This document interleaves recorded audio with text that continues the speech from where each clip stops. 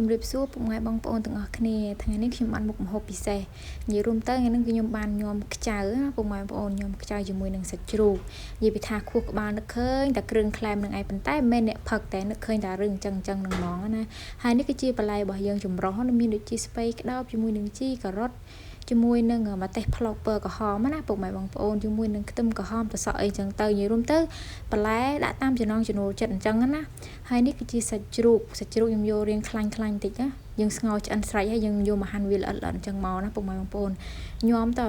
លាយខ្លាញ់អញ្ចឹងมันវាឆ្ងាញ់ណាហើយនេះគឺជាខ្យងខ្ចៅរបស់យើងណាពុកម៉ែបងប្អូនអើយដើររាវតាមវាស្រែបានមកជប់ប៉ុណ្្នឹងឯង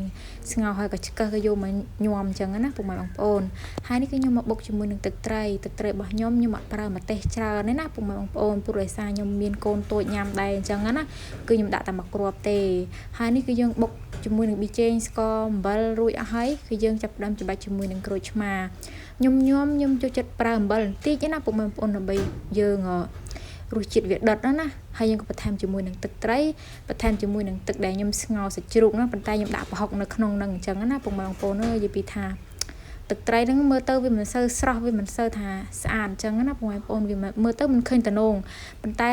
ពេលយើងផ្សំគ្រឿងហើយអញ្ចឹងណាបងប្អូនអើយនិយាយពីថាតំណងខ្លាំងមែនទែនតែម្ដងណាយើងក៏កូរវាឲ្យរលីប៊ីចេងស្ករអស់ហើយបានយើងចាប់ផ្ដើមរៀបចំដាក់ញោមអញ្ចឹងហើយនេះគ្រឿងក្រៅរបស់យើងគឺបានរៀបចំរួចរាល់អស់ហើយណាពុកម៉ែបងប្អូនអើយនិយាយរួមទៅគឺតំណងខ្លាំងមែនទែនមិនទាន់បាននឹងដាក់ញោមផងណាពុកម៉ែបងប្អូនអំឡុងពេលថតនឹងនិយាយពីថារុយនឹងតាមរោរឿងអត់ឈប់អត់ឈោតែម្ដងណាហើយឥឡូវយើងចាប់ផ្ដើមរៀបចំដាក់បន្លែមកណាយើងដាក់ជីស្ពៃក្តោបម្ទេសផ្លោកក្រហមជាមួយនឹងខ្ទឹមក្រហមត្រសក់ជាមួយនឹងការ៉ុតរបស់យើងនឹងឯងនិយាយរួមទៅបន្លែអត់រើសទេយើងចង់ដាក់បន្លែអីក៏បានដែរណាពុកម៉ែបងប្អូនស្រេចតែចិត្តបងប្អូនទេណា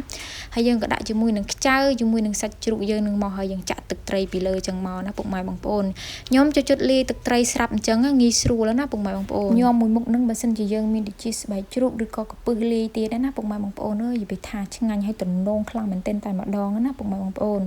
និយាយរួមទៅមួយមុខនឹងគឺខ្ញុំឲ្យ10លើ10តែម្ដងគឺសំណប់ចិត្តមុខម្ហូបមួយនឹងយើងញ៉ាំបាយក៏បានក្លែមក៏បានហើយយើងជួបជុំបងប្អូនពេលល្ងាចឡើងដាក់តិចអូនិយាយរួមទៅគឺអែមខ្លាំងមែនទែនតែម្ដងឃើញហើយហាវតែម្ដងទៅមុខម្ហូបមួយនឹងគឺថាងាយស្រួលខ្លាំងមែនទែនពុកម៉ែបងប្អូនអាចសាកធ្វើញ៉ាំនៅផ្ទះក៏បានដែរណាពុកម៉ែបងប្អូននិយាយរួមទៅវាអត់មានអីពិបាកទេគ្រឿងផ្សំងាយតែម្ដងហើយលឿនហើយឆាប់បានញ៉ាំទៀតហើយនេះញោមរបស់យើងគឺបានរួចរាល់ហើយណាយើងចាប់ផ្ដើមរៀបចំដាក់ចានមកណាពុកម៉ែបងប្អូនអើយនិយាយរួមទៅគឺតំណងខ្លាំងមែនទែននេះយើងលាយសាច់លាយខ្យងអញ្ចឹងមានបន្លែសពមុខអញ្ចឹងមានអារម្មណ៍ថាពណ៌វាស្អាតណា